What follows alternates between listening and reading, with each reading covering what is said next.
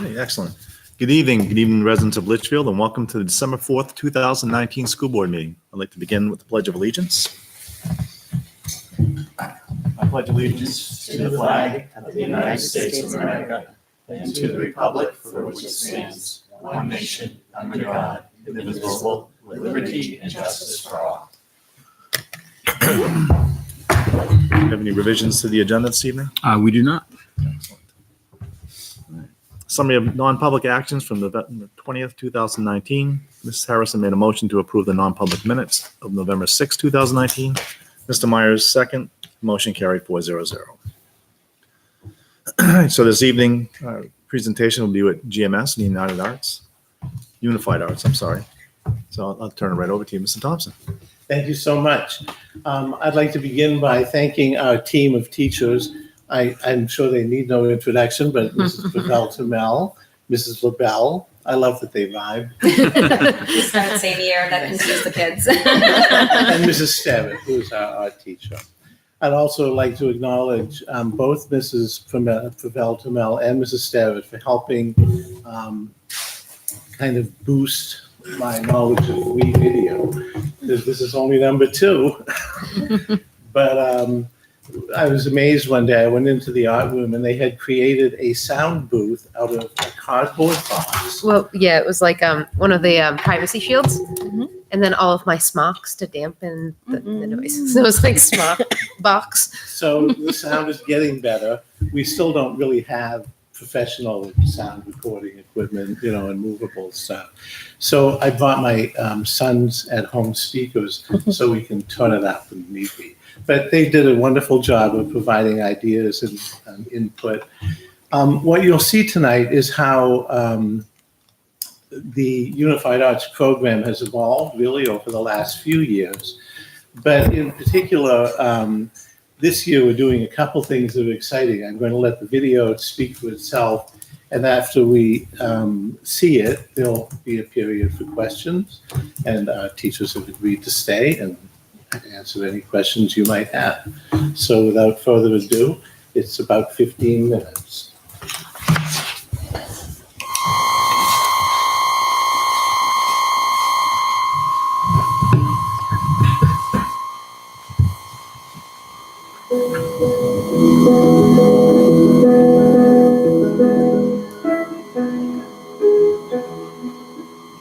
Shaky.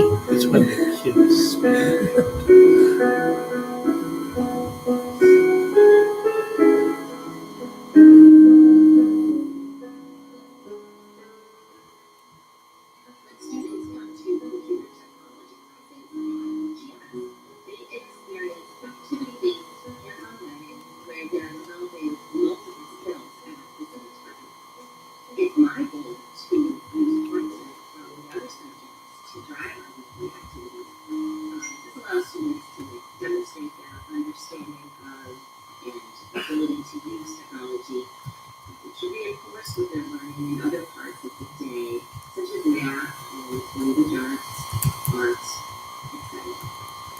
In the computer lab, we spread the mindset that technology is an important tool for learning rather than just a device for playing games.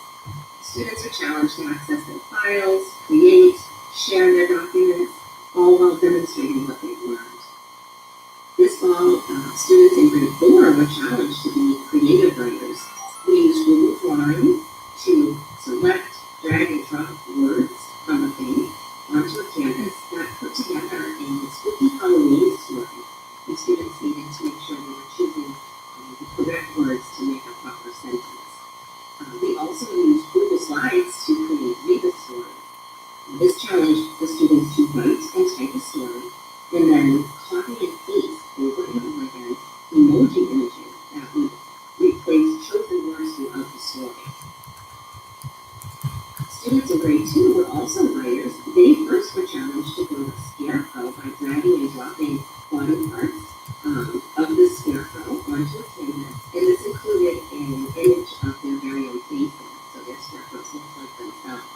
And then they were asked to type a couple of sentences to describe their story. Students in grade 3 were using spreadsheets early. We provided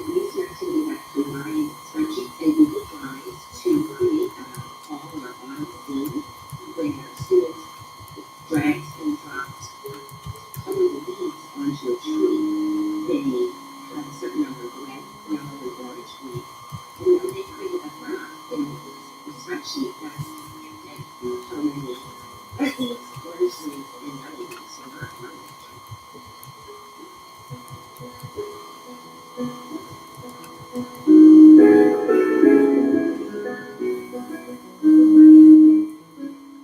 Hello, my name is Melina Cabell-Terrell, and I am the Library Media Specialist at Brigham Middle School.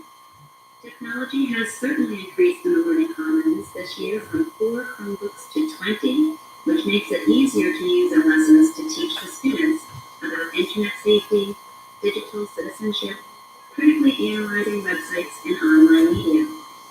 This is in addition to what they have been learning with using online reference sources, using Google Documents, and video over the past 2 years. The plan is to incorporate more technology instruction with first grade and kindergarten this year, especially with code.org lessons. After the lesson, the students check out books and engage in stream activities, including using the Chromebooks to practice academic, coding, and logic skills. The makerspace activities encourage creativity and cooperation.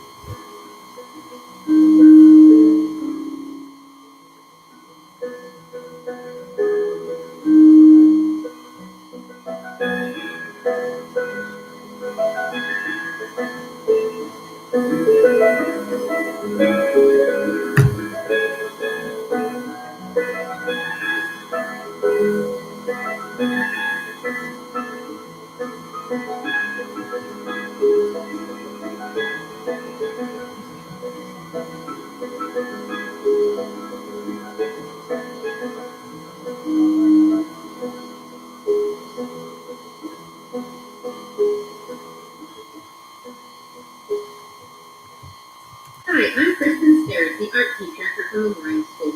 And I'm Melissa Garzone, physical education teacher at Brooklyn Memorial School. This year, we have joined together to team teach our kindergarten classes. For the first 30 minutes of each kindergarten special time, both PE and art teach in our content area.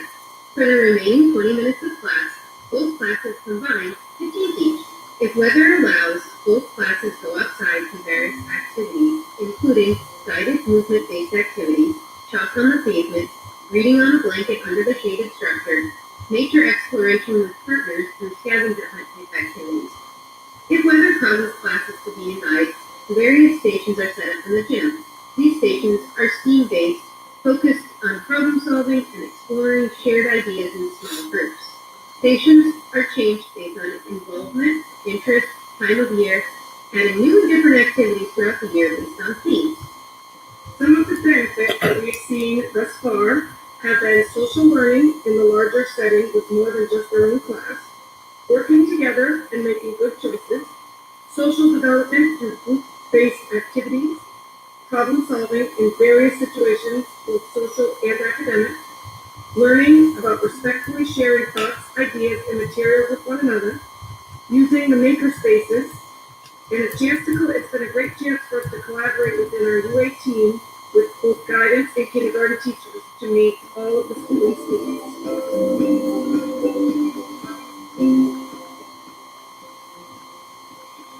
In music classes, with the use of the Pearson Realized Interactive Music Bicycle with Adapt, the students are able to sing, play, move and dance, listen, read and notate, respond and evaluate, compose, arrange, and improvise. Once the 4th grade learns 5 notes on the recordings, they're also going to be accessing new songs. 1, 2, 3, 4. This is early in the year.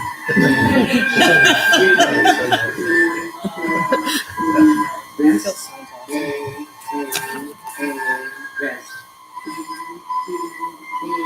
rest,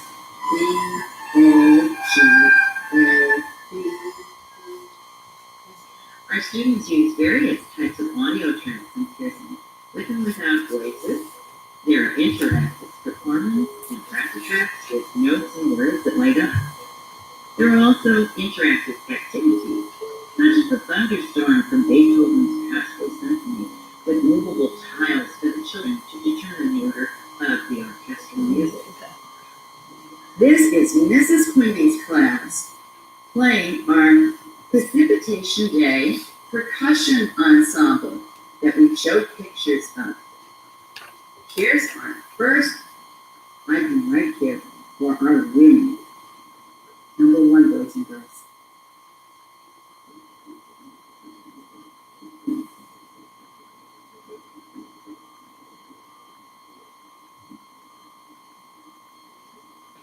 Very nice. Now here is number 2, our little bits of rain.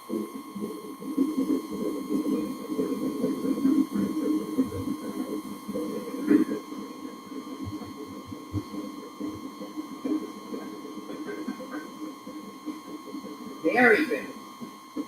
Now here is number 3, our bolts of lightning.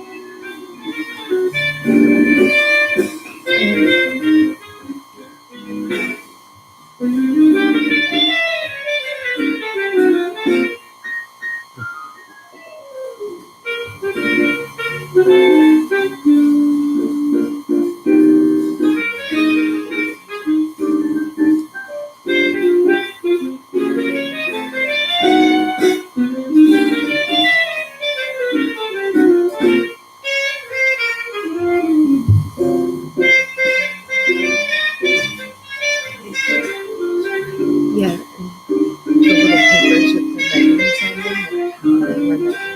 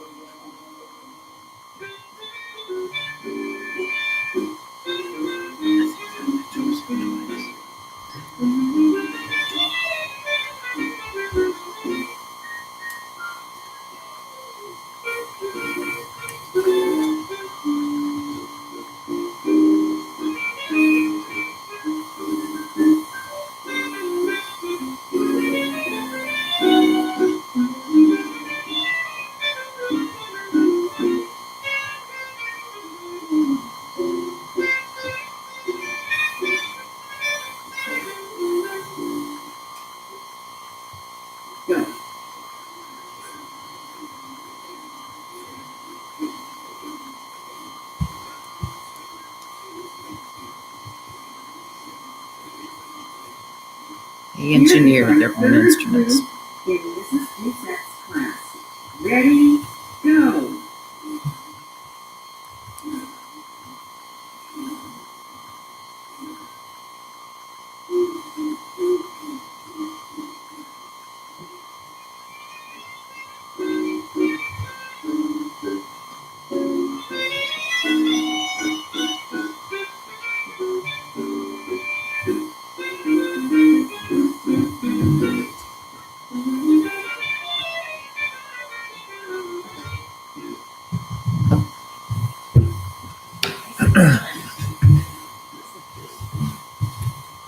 Took a village.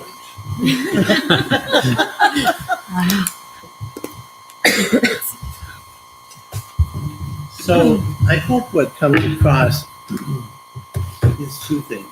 Certainly a much bigger increased use of technology, both within the Unified Arts classes content areas, but also in the innovation that's going on.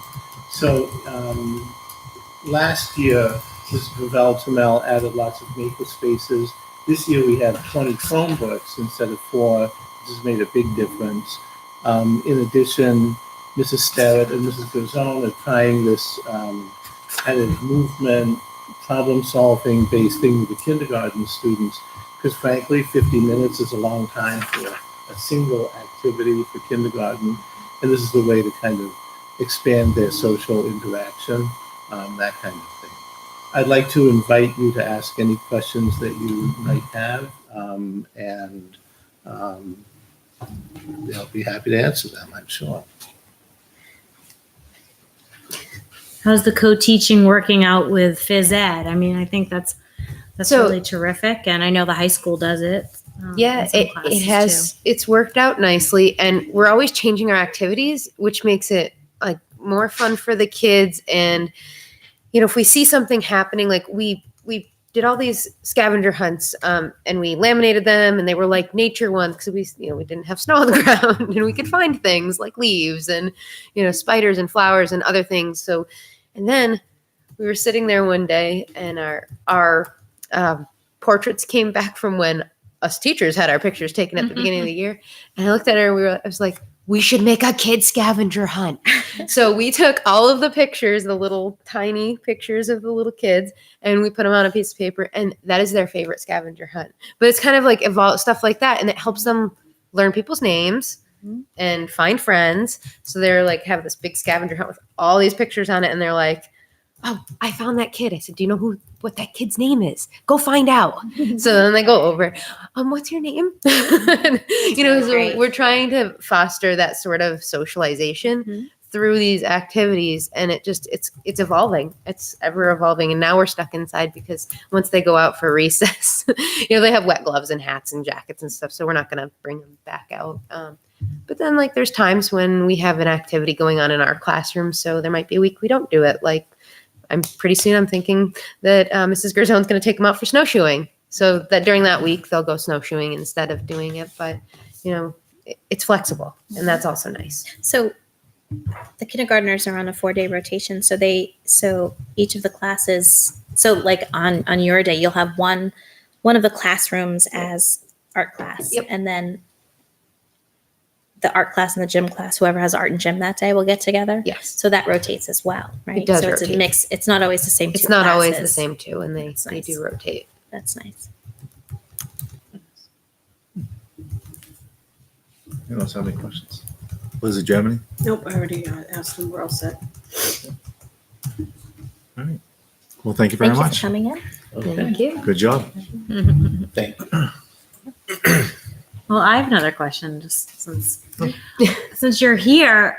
I mean, do you feel like you have everything you need, or where do you want to take your departments and in your curriculum? And what are the plans for the future? Do you feel like you're in a good place? What are you thinking? What do you wish you had or could do? Let me ask that. I could use about 5 more Chromebooks. Yeah. Because I still borrow from another cart. So it's kind of like every week I have to, on Mondays, borrow about 5 Chromebooks from first grade's cart.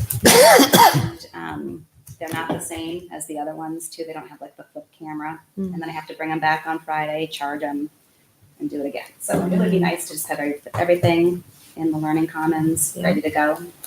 And I'm just figuring things out each year, like what more can I do? And as I introduce things earlier with the grades, then that frees me up to think of more things to I can be teaching the older grades, because now they already had it. So it's new, a lot of new things for me to learn. Wii video was new. Code.org will be new for me this year. And Nearpod is a new program that I tried. I really like it for this year. So I'll just keep adding on. New things, yeah. I think that's the most important thing, is to just keep trying new things and see what sticks and what the kids like and how they respond to it. I'd love to keep the music room again. Right. Because it's lovely with the Pearson, and the children really do enjoy the online activities with the Pearson. And but when you're on a cart, it is very limiting. And so that we do a lot more with instruments and playing and singing and moving and dancing, just a lot of things. And Pearson is it's got a very nice program to it, and it's wonderful music too. Really nicely recorded music, real good examples for the children. And there's all more new things for me to learn. There's several things for me to learn in the program. So I hope to keep using it. How many years have you had that? Is this 3? This is the second year. Second, Yeah. okay. In the art room, a lot of it's consumables. A lot of it is going through paper and going through, and I do sometimes find that with like the increase in our population and with kindergarten having gone to the full day schedule with the 50 minutes, cutting back on to 30 minutes has actually kind of helped my consumables not feel so, like last year I was like, I got to the end of the year and I was like, I have no paper. I have nothing left and no budget. So we found the money to get more papers, but it was like the consumables, that's the hardest part and the kids, they love markers. Markers are so expensive and they don't last. They love markers, but I'm like, let's paint. Because, paint, it does go a little further. So, but, it's the consumables are rough. But this year, actually, I have 6 tablets, and Mrs. Gerzone also has 6 tablets. So I've started exploring how I can teach like stop motion animation, because it's so easy. You're just taking still picture, change something slightly, still picture, change something slightly, still picture. So, and then you just have to string it all together. So I'm working on trying to figure out how to teach that in a way that the 4th graders, would get something really nice out of it, like a nice final product, and have a collaboration, because I'd have like teams of 3 kids or so, coming up with an idea. So I'm working on some planning for that. But it's really nice that I do have that resource. And then with the team teaching, we actually were talking about having the kids go on a scavenger hunt in little teams with the tablets and taking a picture of the shape that they have to find. So then they can bring it back to us and say, well, I found a triangle over here on this poster, for the winter months when we're stuck inside. We're trying to kind of think outside the box of how we can use those 12 tablets to, make something neat and involve the technology. So really, I think we've been pretty well. The technology is going up and up. Each year I'm seeing an increase. So I do appreciate it. Like having that at my fingertips now, it's really nice.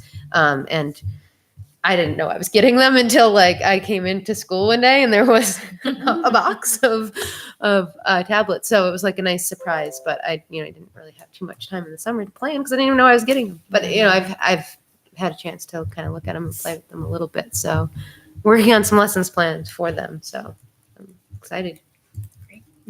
Kristen, can you speak to the tables in the room? So, an initiative last year was to upgrade the tables at GMS. So how has that impacted your curriculum? Okay, so they're smaller. So I walked in the room and I was like, oh, whoa, these are small. But they fit the kids.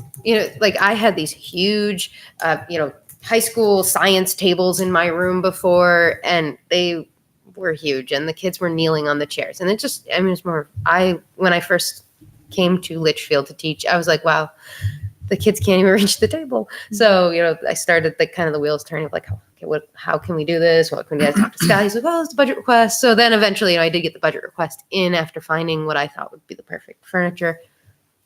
They are small tables. The kids kind of have to stagger their papers, but it works. Like they're the right size for the size of the kids that I have. And actually even the taller chairs, because I have 2 different heights on my tables and chairs. Even the bigger chairs are a little bit too big for the kids that I have, for most of the kids that I have. But I love that they're closer together. And I've actually noticed the volume in the room has gone down because the old tables were literally like from the edge of this table back here. They were 5 feet wide and 6 feet long. They were big tables. So it would contribute a lot to the problem of, the kids, they want to talk to their friends, but they're 5 feet away from them and they really can't get closer to them. So they're yelling at each other. But this year I actually, the volume has been really nice, like conversational, and I haven't had too many issues of like having to tell them to really quiet down. So I think that's a really big plus, is that they are more closer proximity to the friends that they want to talk to. And I think that's actually an important part of art, is that they don't have a lot of time outside of recess and lunch to talk to their friends. And I don't mind the conversations as long as they're appropriate and as long as their volume is like at a, conversational level. So I like them. It brightens the room too. We were talking about it, and like the colors, I picked a different, like the band that goes around the tables. I don't know if all of you have seen my art room, is a different color. Each table I have blue table, red table, green table, orange, purple, and teal. So clean up. I'll say, hey, teal table, go put your stuff in the sink, get yourself cleaned up, and get back to your seats and ready to go. So like I can call the tables that way, instead of like in the past, I've taped a number to the middle of the table and those wear out quickly. Or, so I like that I was able to color coordinate. Actually, just that thought, it might be a silly question from Ms. LaBelle. Is it possible you could utilize the stage as your room? Or it would be too disturbing with Jim at different times going on? In Wyndham, when I taught, I did have to teach on the stage against the gym classes, and it is very hard to do so. The noise level is really, I know they're not always in there, but I was thinking that there's a space that's not utilized all the time that, if that was possible. when you're teaching children to listen very carefully, and then you have in the background, it's really very difficult. It's like Spanish and music at the high school. I don't know how they're learning Spanish next to the stage. Since you were on a cart, the technology has actually come in and put in new cords so that you just have to plug in through USB in all of the rooms too. So you need your room for the instruments, but like they have made it a little easier, because I've gone into classrooms before because of whatever else was going on and been able to plug in. I used to have to drag 3 carts. Yeah, I know which was another thing. And a There's huge cart cart. for the ORF instruments or this and that. And The instrument so part is so it was hard. a lot to get around to the kids. And then after a while, I had to lighten it up. And it was like, and that meant it was less for the children. One other thing that just occurred to me too, with our STEAM classes, we do have some consumables that we use, like when the children are designing their instruments and things. I have like large crates with all sorts of things in them, and that they can construct their instruments and work it out and figure it out and things like that. But those are consumables, and they, I have to buy for every batch. And I know we have some that we were talking about. We put some money in the budget specifically for STEAM consumables in the supply line, actually. So if you need stuff, we have some money. So Another surprise for you. That was easy. I know we put it in for next year. I think it's in this year as well. I know Debbie asked this year, and you told us some things you wanted, right? So. Yeah, I would say about the stage, aside from the noise, that we're really limited as to what we can keep on stage for fire safety. Yeah. So that would be a challenge, I think. Would you really put me on the stage? You can share my room. It's quieter now. Well, again, thank you very much for coming in. Thank you. It's good to see you all. Thanks, Scott. Bring us correspondence. We have not received any emails. Again. All right. We'll bring us the superintendent comments. So a couple of things to talk about tonight. So the budget committee budget review.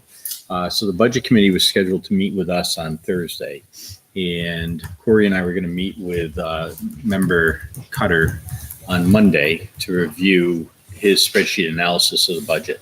But that got snowed out, and we rescheduled to Tuesday, but that got snowed out. So at this point, he actually emailed the chair of the budget committee and asked to postpone meeting Thursday night because his intent was to reveal this spreadsheet that we haven't had a chance to review. So we're going to be meeting with him Thursday night at 6:30 at the SAU office. And Rob, if you want to attend as a budget committee member, you're more than welcome. Brian, I guess any board members. I'm sorry? Not as budget committee. We're very clear about that. Oh, as a, He's not attending as a budget committee member. He's attending as a member. got it, to meet with us. Got it, thank you. And so I think it's important that we understand what the analysis is, and if there are things that are mistaken in there, that we have an opportunity to clear those up in advance before it gets revealed publicly. So I appreciate that we're at least going to have that meeting on Thursday, and then we'll have a better sense of how to proceed. And the chair of the budget committee also at the last meeting, I think, was open to not holding 3 voting sessions as originally thought. So I don't know if we'll get through the entire school budget next Thursday, but that's a possibility. So we'll see what happens from here. So I don't know if anybody has questions or things that you want to make sure that we understand about the budget committee and where we are with them. Not this time. All right. So next, I want to just talk about our PD day. So I actually want to talk for a second about the week off, right? So we take the entire week of Thanksgiving, and it just occurred to me that part of the reason I have found beneficial that we have school vacation weeks like February vacation week, April vacation week. It does give students and staff an opportunity to get away from each other, get the germs out of the building. I think there's actually a benefit to not all being in one tight contained space, right? So here we are also doing the same thing in Litchfield for the Thanksgiving week. And, I think we shouldn't underestimate the hidden value of just being away from each other and not spreading stuff around for a week, especially this early in the season. So we had parent-teacher conferences on Monday. That was an all-day event. And I've talked with principals. We're going to have more feedback, but just in terms of how that went to make sure that we're meeting parent needs, that all the parents who want to get in are able to get in. And so that was Monday's activity. Tuesday's activity was a PD day. And I want to share with the board a book. And so if you could pass that over. The book is called The Teacher's Guide to Trauma. And the author of the book is Dr. Melissa Sadin. And we had Dr. Sadin come up and present to the staff. We did that whole group in the gymnasium of the high school. And I think she really did a nice job. We didn't hand the books out, by the way. The staff did not see the books in advance, although some paraprofessionals had seen it in advance. But teachers got the book on the way out of the conference so that principals can do follow-up discussions with in staff meetings. So our goal is to keep this topic alive. And basically, she really just talked about what the research is showing relative to traumatic events that occur to a child and the impact that those have lifetime impacts, right? And so this is a quick read. It's not going to take you a long time. And if you read nothing less than the first 12 pages, you're going to get a good chunk of what she's talking about.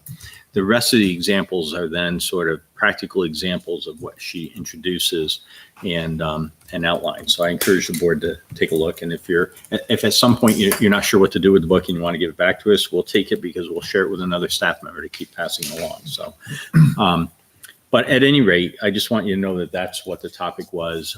We really believe that it's a very eye-opening conversation. A alternative ways to think about interacting with students.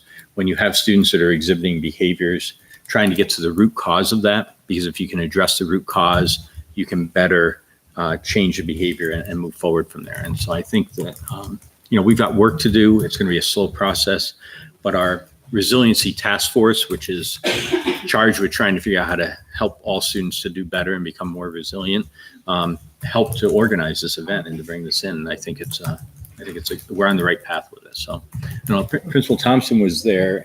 Corey was there for a portion of this. I don't know if either of you have comments that you want to share on the day or. I thought it was really a very effective thing. She presented last year at the day one. I think Mr. Myers got to hear her. I did not. Yeah, at the New Hampshire School Psychologists Association. I was on day two, but I heard great things about her. Administrators got to read the book, and I asked the staff through email, because they got them last Tuesday, to read the first 12 pages. There's a lot of white space, so it was really quick. And then we talked about it at the faculty meeting today. And it kind of lays out the premise that there's different types of children, but they all benefit from two things. One is strong relationships, and the other is acceptance in the school setting. So I thought that's a really powerful message. So we focused on that today. People really get it. So we're going to do the book over the next 2 months. So the rest of it. So that is our PD. We've sent a survey out to staff, so we'll be getting direct feedback from folks. It was, it's a long day following a long day. So we did our best to make it as interactive as we could. And we'll keep at it because I think it's the right area and it's the right thing for us to focus on at this time. So, and I want to thank really Devin and Mary were the workhorses behind making this happen, right? So they should get credit for helping to bring this in and to make it a successful day for our staff.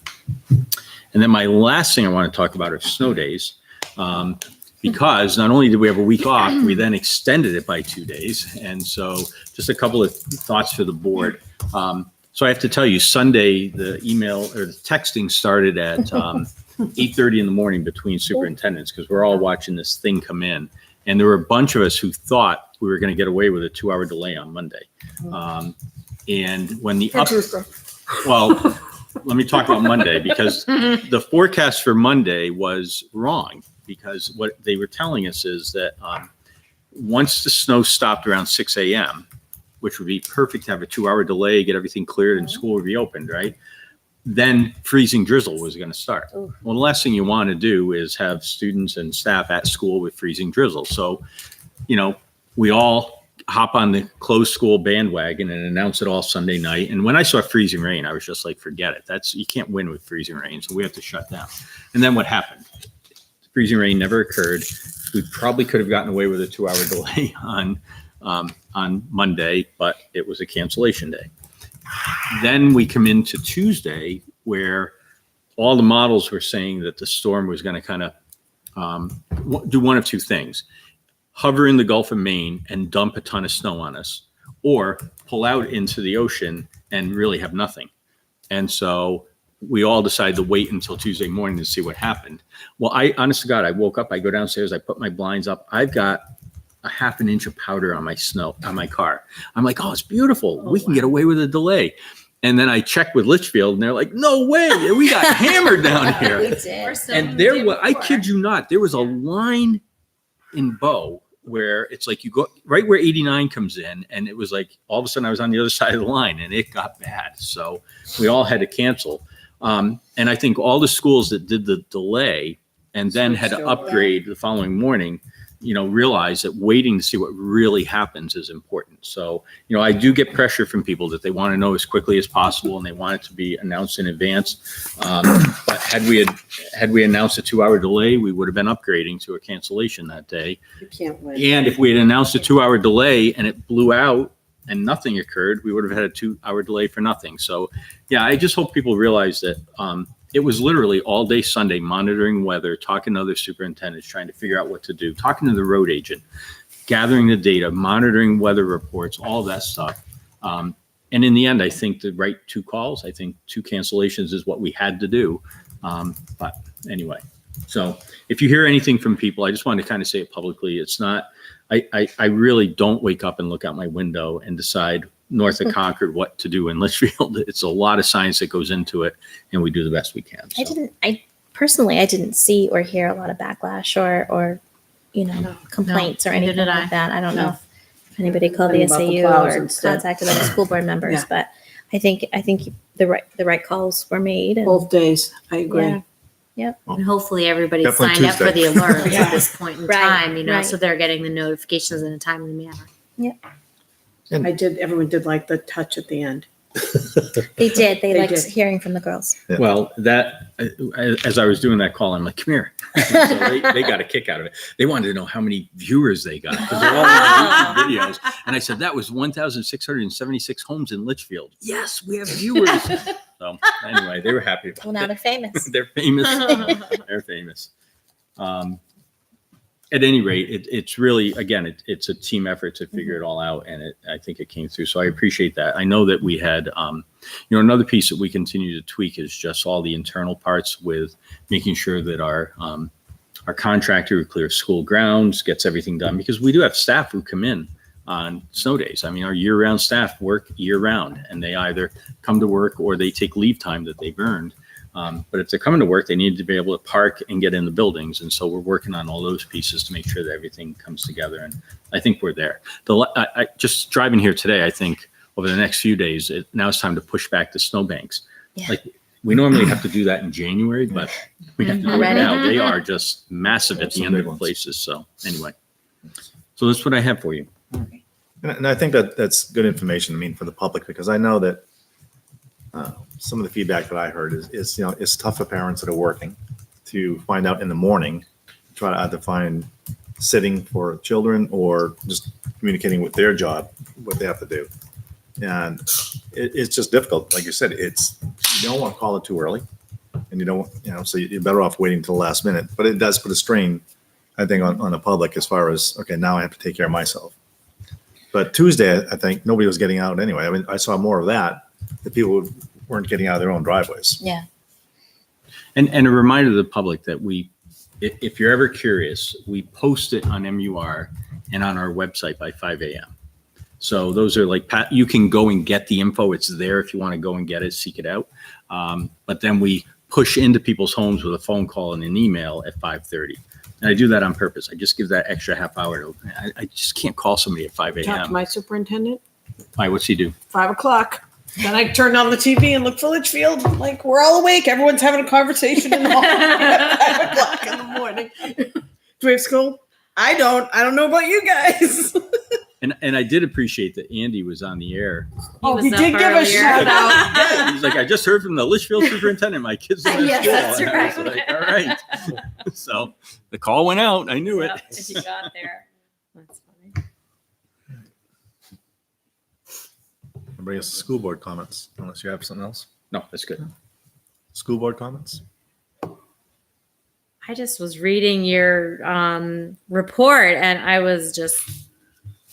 couldn't believe how many kids participated in the Kids in Canvas. Oh, It's like a third of the school, huh? it was huge. 2 days, yeah. And I went to the second one, Mrs. Clinton Jones to the first. And I'll tell you that the volunteers, so they have it to a science. I mean, I was there and I said, okay, I'll have to figure out what to do. They were like getting it all set up, 10 minutes while all the kids were coming in. It was amazing. Yeah. And they had all the paintings semi-dried. They wrap them all. They're going to send them home. It was so many kids. Yeah. Didn't they do that when your kids were there? I did that when they were there. Oh, I The thought this was tiger the other and- one. Oh, yes. Bailey's was Oh, the I first thought one. this was the other one, the after school. I think it's an thing. awesome fundraiser. Yeah, right. Was That's it a right. That's fundraiser? right. They do charge, and the PTO does make money That's awesome. from it. Yeah. Yeah. But They That's used- something we'll have forever. Yeah. Did they do it every other year? Is Every that what it- year. I think it's been every year. they did it last year. Last year was actually a snow day painting, Yeah. which they gave me the, what do you call it? Like the, Sample. yeah. And I have it in my office. I got it out Monday. So Fun. And by the way, I hung mine up Appropriate. on Saturday. you what? I hung mine up on Saturday, that one. Oh, But yeah. it snowed. And The it did. snow. Yeah. Um, The only comment I have is as far as teacher conferences, parent-teacher conferences. I thought, because I did all 3 schools, they were all flawless. They all went very smooth. Everyone was prepared. So it was nice just going from school to school. And like I said, it all went very smooth. And I like the way that the middle school did. I don't know if every grade does it or not, but they broke out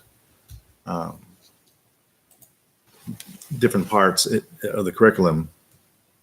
So it flowed pretty well. Did everybody get a conference at the middle school? I know that was a I problem didn't. when my kids were there. No, I had think to that- adjust times the morning of, and there were about 3 or 5 slots available. So I was actually, Good. the scheduling was fabulous. I was able to actually just reschedule one of them in the morning. So Yeah. Went in the I've lottery always when been my able kids were to, there. but the teachers that I've experienced have always been really willing to meet with us, at a different time if we couldn't get a time slot that worked for us. Excellent. All right. That'll bring us to community forum. She brought a posse. Yeah. Should bring the community. I do apologize, I just read the rules for community forum, but. These are 2 young ladies from one of the 3 robotics teams that are going to states. You can rate to that table? Yeah. This weekend on Saturday, 48 hours-ish, to present their challenge. And the challenge that First Robotics put on the teams this year was to identify something in your community that you can improve upon, and then come up with a plan to improve it. So 3 of the teams picked town locations. So they went and presented to the planning board the information that Bear Pond, some lighting within the walking path. But this team, Inspiration, which I will brag about them a little bit, they won 2 awards at their qualifier.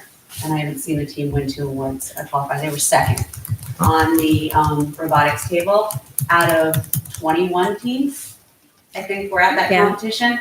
It was a big competition, and they held their own against some pretty good teams. And then they also won Best Project. So this is their project that they presented. Congratulations. And it relates to the schools. So unfortunately, not the whole team could be here. So if they may come back and see you again when they finalize things a little bit more, but this is where they're at. Excellent. Can you hold it out so I can see the rest So of that it? you can see. I love a good poster. Old school. I love it. Your prop, how's that? I'm in the chair here. So, we are, as she said, we are LMS Robotics Team Inspiration. I'm Jocelyn. I'm Jaden. So the problem we have is that LMS hasn't been using their courtyard, and we want to try to turn it into something that can benefit everyone at our school. We decided to create an outdoor classroom in the LMS courtyard for the school to use during the school day. It can be a resource for teachers to help their students learn in a more interactive way. We wanted to use that currently empty space to enhance students' school experience. If we put our plan into action, then we would need to purchase a few things. First, we would get 4 foldable picnic tables, and that would come to a total of about $760. We would get a small teacher's desk for the teacher's Chromebook and papers that is $72. Finally, the area has some pretty bad landscaping, so we would get a 20-pound bag of grass seed that costs about $48. It would come to about a total of $880. So we have shared so far with LMS staff and students, other LMS robotics team, Chris Columbus, who is a senior engineer for New England Small Tubes, and then the LMS After School Club. We also sent out a Google form to the staff and students. For the students, we got 64 responses. For the teachers, we got 34 responses. We got really positive feedback. A lot of teachers want to do this. Now, the one concern many teachers did though have with this, so basically the courtyard area is surrounded by about, I want to say like 5 classrooms. So there's 5 classrooms peering in. These are like the windows that are peering in. So the teachers were wondering, how would we prevent distractions if there was people inside the courtyard area from people inside classes trying to learn?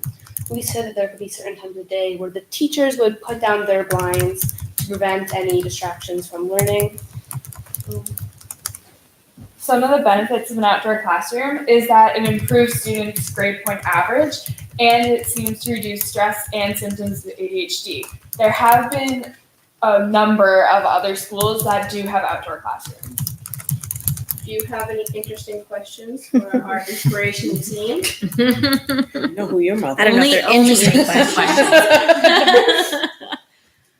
So I'm embarrassed to say I didn't even know there was a I courtyard. didn't know there was a element. courtyard either. Are there? It's actually a lot larger.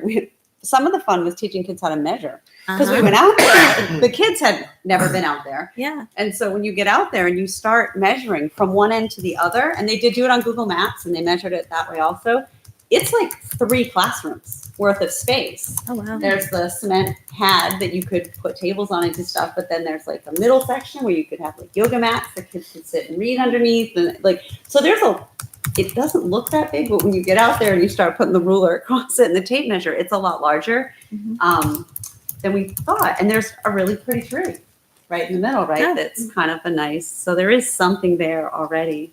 Just kind of. So do classrooms open out into the courtyard, or is there just one doorway, like from the hallway? There's 2 doors from the 6th grade hallway, one on one end and one on Okay, the other so end. it's kind of like the courtyard at GMS. Yeah. In that it's okay. Have grounds approved any of this? I know they had a problem when we talked about it with mowing the lawn out there. That was. The idea is they have to identify something in their community they want to improve and come up with a Okay.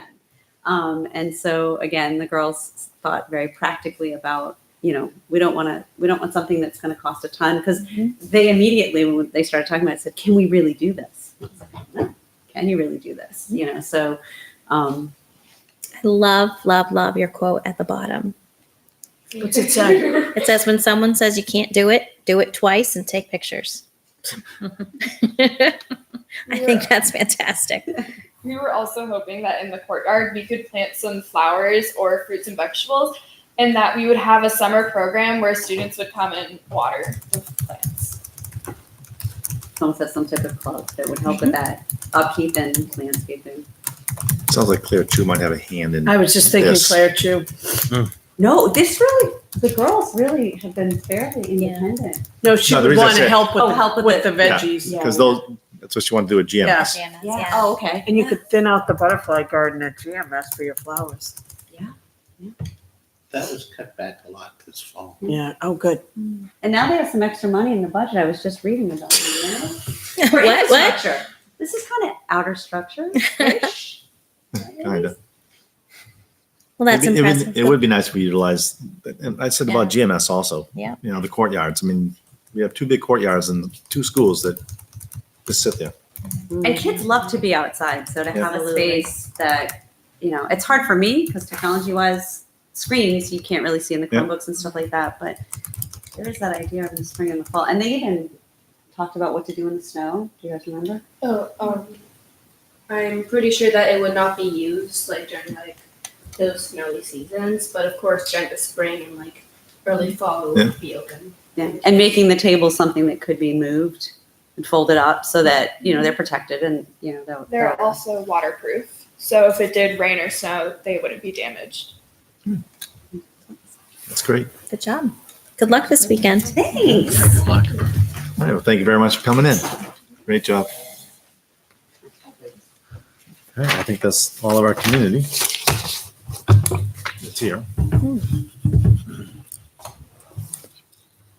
So next we have minutes from November 20th for approval. Make a motion to approve the minutes from November 20th. Second. Any discussion? Hearing none, all those in favor signify by saying aye. Aye. Opposed? Abstain. I abstain. 401. All right. And Ms. Thompson, were you going to be talking about your report, or I don't know what else you had, or you just sticking around? I didn't know if I was needed to stick Under the around. specialists, didn't I add the?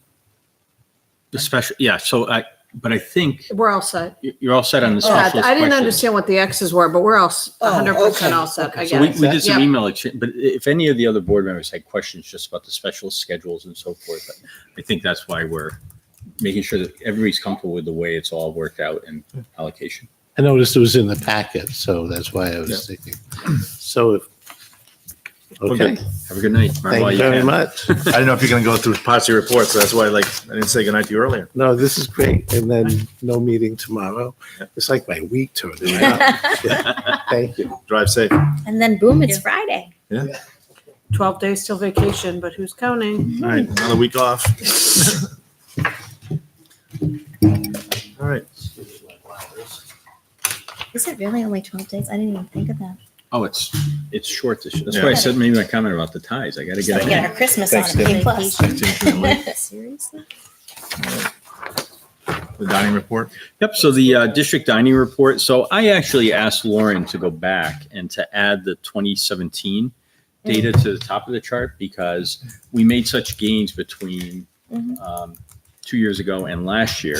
And then she sort of was showing last year compared to this year. And I said, but we're losing context on it, right? So as you look at this, you can see November 2017, there were 6,683 reimbursable meals served. It went up to 8,261. And then there was a dip this year to 7,592. But also notice you have to look at the number of days. So November of 17 had 19 days.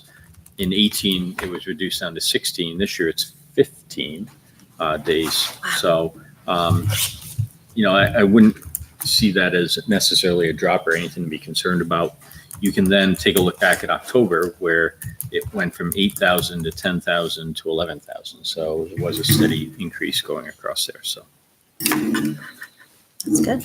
and the bottom chart, which shows the gain, there was an additional 60 meals given the number of days. So that's sort of allocated by the number of days that occurred in there. So that is a 18 to 19 comparison. One other piece that I just want the board to be aware of, because the things that really matter you hear about, right? The lunch menus were not available to people. And so here's what happened. We changed the way we make them available. And so Jason streamlined it by setting up a folder that is a publicly viewed folder. And Lauren's job was to develop the menu, drop them in the folder. Once they're dropped in, the folder is what's available to the public. So when you click on it, you can see it. And Jason, for the life of him, can't figure out why they were not, you had to be logged in as a Litchfield employee in order to see them. So I was hearing You're from like, board what's members, wrong? I'm like, what do you mean? They're right here. I it. can I'm like, see well, them. nobody else can. You must be special. Yeah. The special part is I was logged in to my Litchfield account, and Jason can't figure out why that occurred. So Lauren had done everything correctly. He said, look, you'll have to, the next time you put him there, tell me. And all he had to do was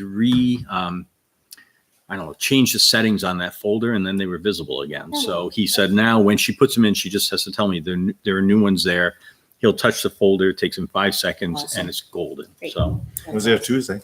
That's why I looked at it. but it's just weird that it wasn't there Sunday because That's when everyone else was looking. yeah. So sorry to the Yep. public, lunch menus matter, and we'll get it right next time. What we should do is just every single first, meal on that calendar be the same thing. There you go. So in Then January, everybody knows. Yeah, seriously. January will be this. First meal in February will be I like this. that. Just in case it's a little glitch, then you know it's going to be chicken patty sandwiches. That's Tuesdays. Well, it doesn't matter. It can be doubled up. You never know what day the month's going to start on. It could be 30 days of those. Right. But anyway. All right. It's all right. It's all right. That's clever. And for your enrollment report? Yep. And so basically, the numbers are there in front of you. So November minus September, we have gained actually 8 students at Griffin in that window of time. The middle school has gained 2 and the high school has lost 2. So overall, we're up 8 this year from September on. And kindergarten's holding steady. If students go to Londonderry Night School, are they still part of our count? I believe we would draw them if they go to Londonderry Nights Oh, because okay. that's I a was just- separate I diploma was just program. curious. I believe, Yeah. but let me do a double check on that to make sure.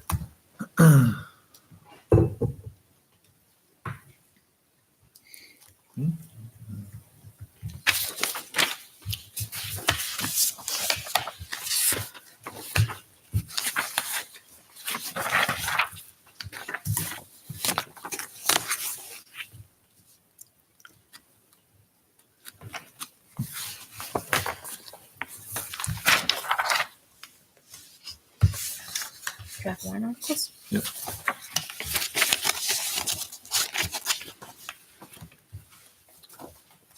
So draft warrant articles. Basically, I think this is the same draft that the board has seen at the last meeting. You have all the dates listed. Article A is elections. And then Article 1 will be the regular budget. So wherever we land on that. And I believe the BA is calculating our default budget. So we don't have it yet, but we're working on getting that number so we know where that lands.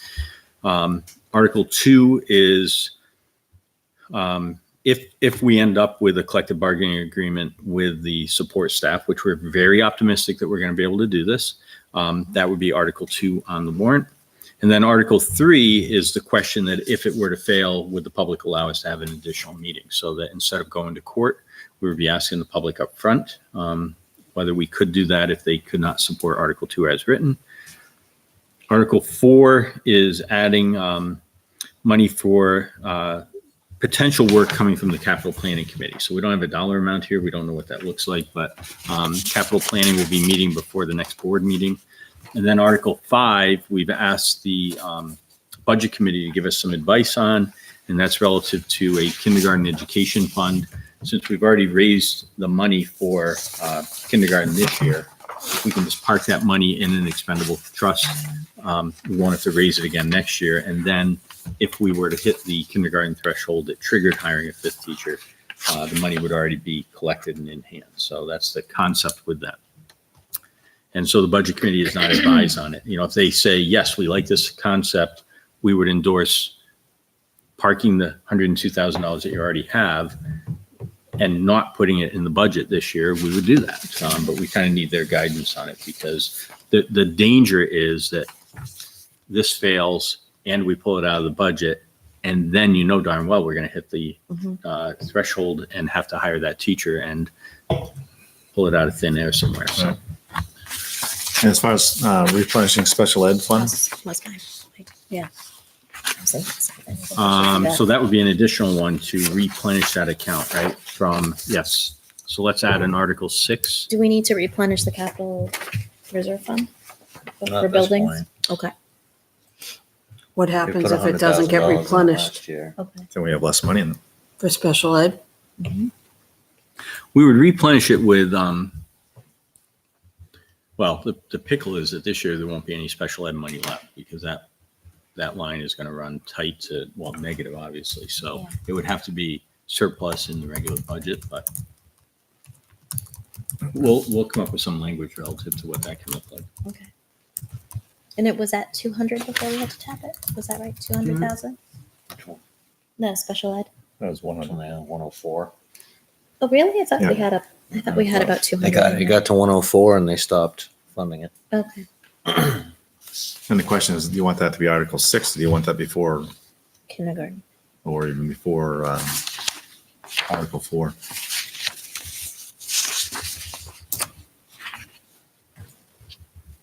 I mean, we don't have to decide right now what position it's in, but Yeah, I mean, if it's going to be from the unassigned fund balance, and Well, Article 4 says to add it to the operating budget. Yeah. So that's raise and appropriate, right? The special ed money? No, Article 4 for the feasibility study. feasibility study. Right. So there's a sequence that DRA will make us follow. I think you have to, I think it's CBAs followed by adding to the budget impact. And then I think the last ones are unassigned funds. Mhm. capital reserves that are unassigned fund balance. So They we'll they get that right. funded in order. In order. Yeah. Right. Oh, that's why they go last, because it's only if the money's left. Got Right. it. Any other thoughts? Is there anything we're missing on this? So I've taken the stance with the budget committee. We were questioned about like the new custodian at the high school. And I said, it's not a new position. We have custodians at the high school. So our stance is that we don't need to have a warrant article to add it because it's to bring it up to the staffing level that's appropriate based on the guidelines. And so I just want the board to know that that's, you know, you can tell us, no, we'd like to put it on there, but the stance has been, we don't need to put it on there because it's not new. The same stance with the kindergarten. That's a class size, or the First the and third, right, yeah. grade, That those are just based on enrollment numbers. So I don't think we'll have any problem with the third grade teacher. I think they'll back the custodian. My guess is Oh, you think they'll cut that? they'll cut it out based on 5%. I'm hoping when we do the tours next Tuesday. Yeah, I 100% agree with you. My gut feeling is that they'll cut it out.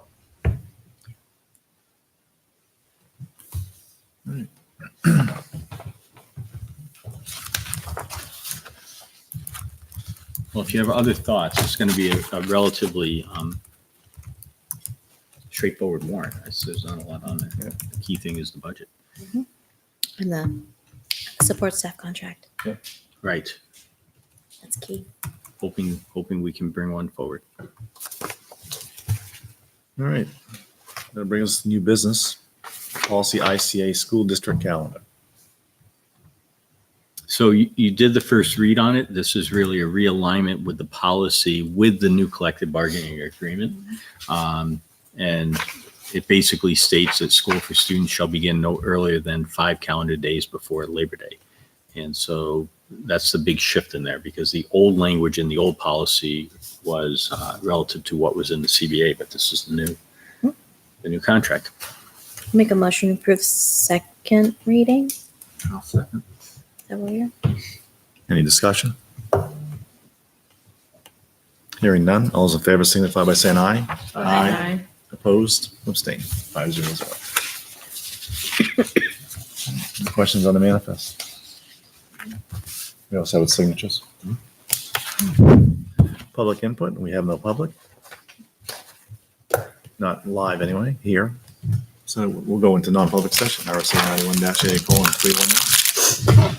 Dismissal, promotion, or compensation of any public employee or the disciplining of such employee or the investigation of any charges against him, unless the employee affected, one, has a right to a meeting, and two, requests that the meeting be open, in which case the request shall be granted. Hiring of any person of a public employee. C, matters which, if discussed in public, would likely affect adversely the reputation of any persons other than the member of the body or the agency itself, unless such person requests an open meeting. Yes, Yes. Yes. we're not public. So Tina, how long?